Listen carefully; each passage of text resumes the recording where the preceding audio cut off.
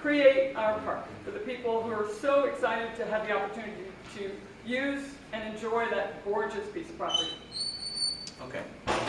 First of all, I'm going to respond to this, but I want you to understand this is my opinion. This is my view. Okay. I do not speak for City Council.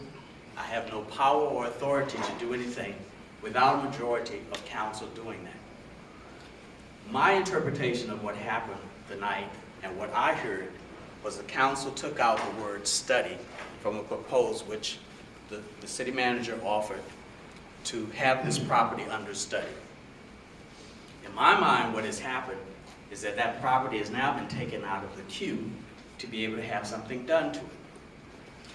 When you study property, you have a committee put up, and a process that I explained, I thought very succinctly at one of the meetings. My intentions was to have proposals presented and options presented to council, which the Planning Commission was ready to do, to bring in experts to show what the property could look like.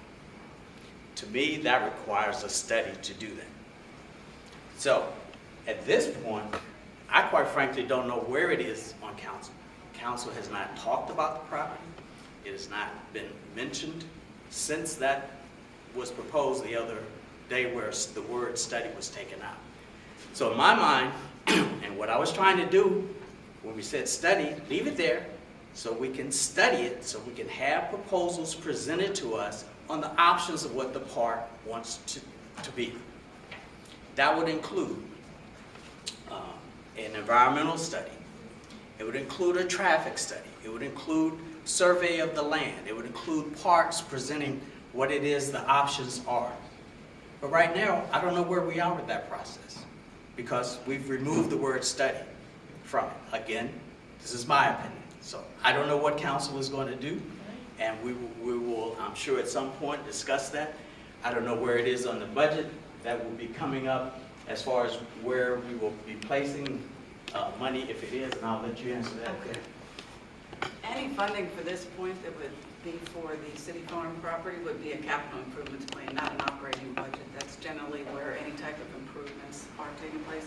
There is not funding currently and has not been for the city farm property in the CIP. There is not funding there, and there is not funding in the operating budget. Again, going back to what the mayor said when there were discussions about a study, it's a little difficult to put funding in for something when you don't know exactly what it's going to be. But I also have to tell you, it's as the mayor mentioned, it has not been in the CIP, and that has to be discussions because there are other projects that have been in the CIP. And generally, we are pretty much at what we can afford. And we are taking a look at if something comes in, something has to come out. And that's not a conversation or a discussion that we have and we take lightly from staff's perspective. Because there are libraries in there are public safety buildings in there, there's a number of other things in there. There are other parks and recreation facilities. There is a plan that's been out there that's been pushed back for any number of years for Stony Run, for fields. One of the biggest comments and questions we get are, what are we going to do for athletic fields for the youth? Those are the kinds of projects that are in there. And so generally, as I said, what can we afford as a city? And so those conversations have to take place at the city council level so that we can get some insight in terms of where they are. And that doesn't just involve, it's what is council comfortable with in terms of their capacity. Because what folks sometimes, and I'll get on my little soapbox here a little bit, what folks don't realize, it's like, we'll build this.